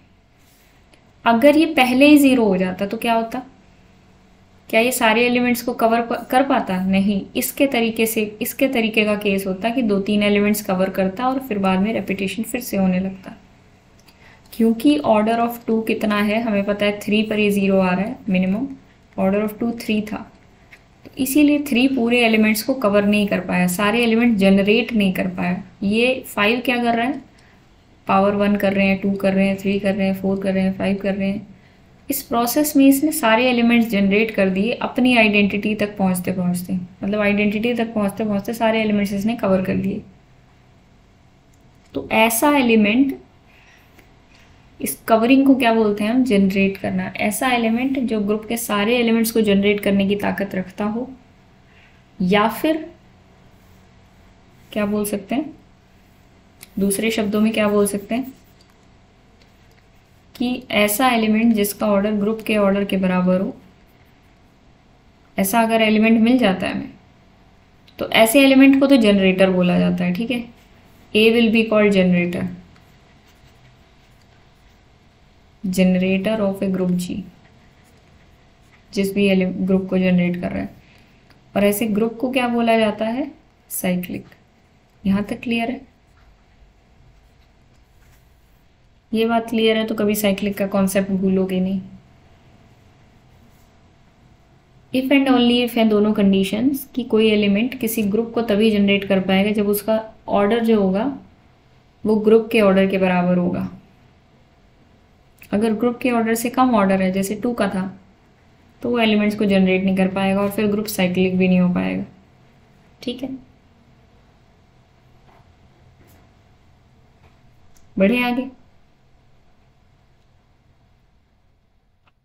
Yes ma'am. ठीक है, तो साइक्लिक क्लियर है हमें। बताओ इनमें से कौन सा ग्रुप साइक्लिक है या कोई भी नहीं है।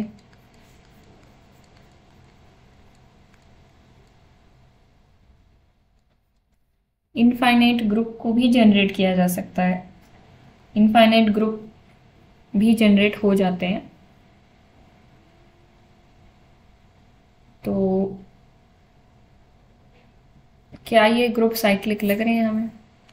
हाँ मैम, पहले जेड प्लस तो साइक्लिक है।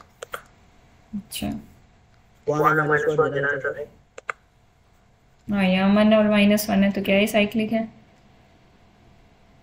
क्योंकि उसके बाद या तो O तो 1 और -1 होगा। क्या मतलब?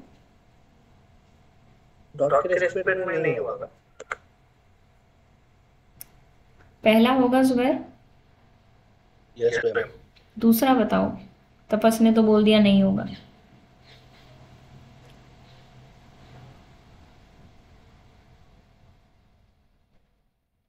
डिपेंड करेगा मैम। क्या डिपेंड करवाना है आपको? ये यूएन ग्रुप में बनता है। 1 और -1 है होगा, -1 जनरेटर होगा। 1 और -1 है सिंपल मल्टीप्लिकेशन के अंडर। देखो कौन सा एलिमेंट इसमें जनरेटर बन जाएगा, आप ग्रुप की टेबल भी बना सकते हो। -1 होगा। -1 होगा मैम। -1 है, पहले तो खुद आ जाएगा और फिर -1 का स्क्वायर कर दोगे तो 1 आ जाएगा। तो पहले तो खुद को जनरेट कर दिया, फिर दूसरे आइडेंटिटी को जनरेट कर दिया। अच्छा, एक और चीज़ होती है जो आपको ध्यान में रखनी है, जो डेफिनेशन है वो ये कहती है कि ग्रुप इज जनरेटेड बाय ए का मतलब है कि ए की सिर्फ पॉजिटिव पावर्स नहीं है कि कोई भी पावर्स हो सकती हैं where n belongs to integers. अब जैसे z के अंदर अगर हम देखें तो 1 इसको जनरेट करता है। कैसे? 1 1 + 1 1 + 1 + 1 इस तरीके से 4 5 6 ऐसे आते चले जाएंगे। लेकिन 1 की पावर 3 क्या हो जाएगा? 3 हो जाएगा। 1 की पावर 3 का मतलब ये है कि 1 को 3 बार ऑपरेट किया गया। 1 की पावर 3 का मतलब 1 क्यूब नहीं है, यहाँ पे अंडर एडिशन बात हो रही है। ठीक है, 1 की पावर 3 को 3 × 1 भी लिख सकते हो, क्योंकि a की पावर n a हो जाता है इन एडिशन वाले ऑपरेशन में। ठीक है, तो यही बात है बस। अब आप कहोगे कि नेगेटिव इंटीजर्स नहीं जनरेट हो रहे इससे, तो मैंने कहा कि ग्रुप इस तरीके से इस एलिमेंट की टर्म्स में लिखा जा सके तो पॉसिबल है, तो इसको जनरेटर बोला जाएगा। तो 1 को कैसे जनरेटर बोलेंगे? अब क्योंकि एडिशन में मैं काम कर रही हूँ तो a star a star a star a star a ये किस में कन्वर्ट हो जाएगा? a + a + a + a + a में, मतलब na बोलूँगी मैं इसको। ठीक है, a की n को na बोल सकते हैं, n बिलोंग्स टू इंटीजर। अब नेगेटिव इंटीजर्स के लिए आप देख सकते हो, -1 ले लो, n को -2 ले लो, तो ये बस जनरेट होते चले जाएंगे। अब क्योंकि आपके पास यहाँ पे a1 ले रखा था आपने, a को 1 लोगे तो बस जनरेट होते चले जाएंगे, -1 -2 -3 सो ऑन। एक 0 जनरेट हो जाएगा और एक क्या जनरेट हो जाएगा? 1 2 3 सो ऑन। ठीक है,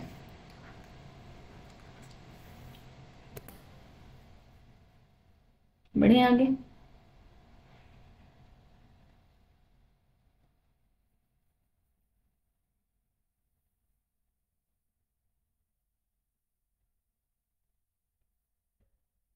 क्लियर है ना? 1 इसको जनरेट करेगा। क्या कोई और भी एलिमेंट जनरेट कर सकता है इंटीजर्स को? -1 भी सेम प्रॉपर्टी के साथ इसको जनरेट कर देगा, लेकिन 1 और -1 के अलावा कोई और एलिमेंट नहीं कर पाएगा। ठीक है, अच्छा, Zn हमेशा साइक्लिक होता है। एक बहुत ही बढ़िया रिजल्ट है कि जी 2 तरीके का हो सकता है साइक्लिक जी। फाइनाइट साइक्लिक हो सकता है और इनफाइनाइट साइक्लिक हो सकता है। अगर फाइनाइट साइक्लिक है तो that will be always isomorphic to Zn। Zn n क्या है यहाँ पर? जो भी ग्रुप का ऑर्डर होगा।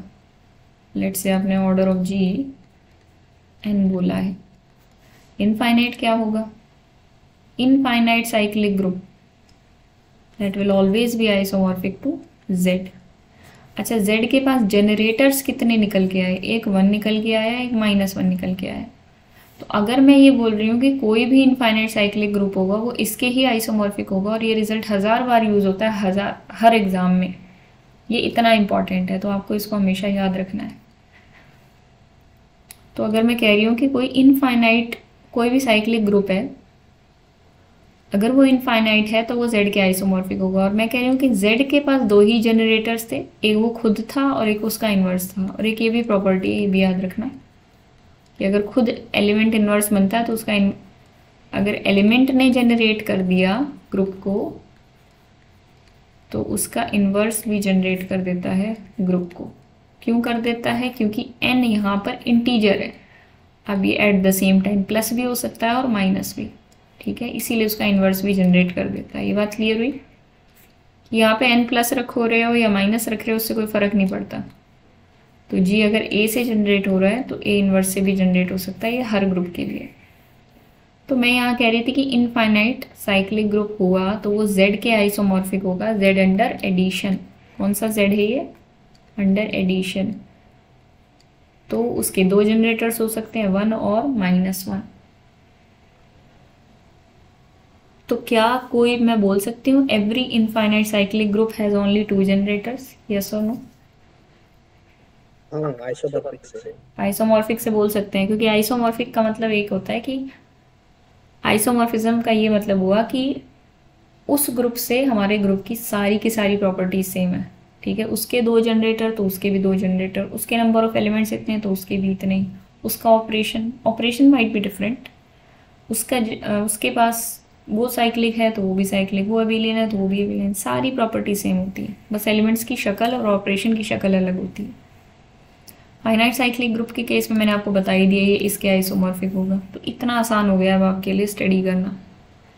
तो दुनिया में 2 ही तरीके के साइक्लिक ग्रुप हो गए फिर तो आपके पास, एक तो इनफाइनाइट के केस में z और फाइनाइट के केस में zn। होंगे हजारों लाखों इनफाइनाइट, लेकिन जितने भी होंगे वो इन्हीं के आइसोमॉर्फिक होंगे। तो इन्हीं को स्टडी कर लो, क्यों इतनी टेंशन लेनी, ठीक है।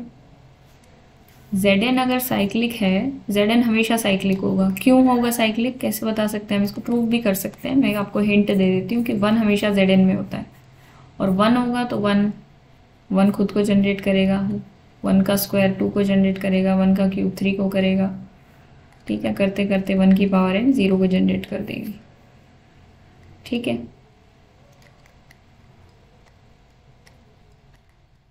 तो 1 तो हमेशा ही जनरेट करेगा, लेकिन 1 के अलावा भी तो जनरेटर्स होते हैं। अभी मैंने आपको दिखाया था Z6 के अंदर 5 से मैंने Z6 को जनरेट कर दिया था। तो ये कैसे डिसाइड करें कि कौन से जनरेटर होंगे? अब अगर आप ध्यान दो ना, तो अगर मैं 3 बिलोंग्स टू Z6 लेती तो 3 बेचारा कुछ नहीं कर पाता। 3 की पावर 1 3 थी, 3 की पावर 2 6 था, मतलब 0। फिर से 3 की पावर 3 लेती तो 3 आ जाता, 4 लेती तो 0 आ जाता। तो यहाँ पे क्या बनता? वही रिपीटेशन आता। तो 3 जनरेट नहीं कर पाता, 2 जनरेट भी नहीं कर पाता, मतलब Z6 को ना मैं 2 के उससे लिख सकती हूँ ना 3 के उससे लिख सकती हूँ। ये दोनों नहीं कर पाते जनरेट। क्यों नहीं कर पाते? क्योंकि प्रॉब्लम ये थी कि 2 और 3 का जब हम 6 से GCD ले रहे थे ना, वो 1 के बराबर नहीं आ रहा था। जब GCD 1 आएगा ना तभी सारे एलिमेंट्स जनरेट हो पाएंगे, नहीं तो ये पहली दूसरी तीसरी पावर में ही 0 दे देगा आपको। और फिर एक बार 0 आ गया तो बस ये इतना ही नए एलिमेंट्स जनरेट कर पाएगा, उसके बाद तो क्या होना है? रिपीटिशन। तो इसका मतलब Z6 के अंदर वही एलिमेंट्स आ सकते हैं जनरेटर में, यानी कि 1 जनरेट कर सकता है इसको और 5 जनरेट कर सकता है। इसके अलावा कोई एलिमेंट होते नहीं जिसके साथ इसका GCD 1 हो, बस ये दोनों एलिमेंट्स ही जनरेट कर पाएंगे। इसका मतलब Zn में कौन से एलिमेंट जनरेट कर पाएंगे? Zn में भी वही एलिमेंट्स जनरेट कर पाएंगे जिनका GCD इनके साथ 1 हो, ठीक है। तो Zn के पास कितने नंबर ऑफ जनरेटर्स होंगे? GCD 1 वाले जितने भी नंबर ऑफ एलिमेंट्स होते हैं अप टू n। ये बात क्लियर हुई?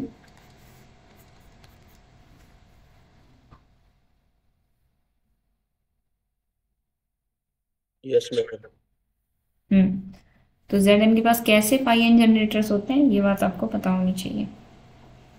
सेट ऑफ जनरेटर्स अगर कोई पूछ ले तो वही होंगे सेट ऑफ जनरेटर्स जिनका GCD इसके साथ 1 है। और आपको पता है किन का GCD 1 आता है? UN का, ठीक है।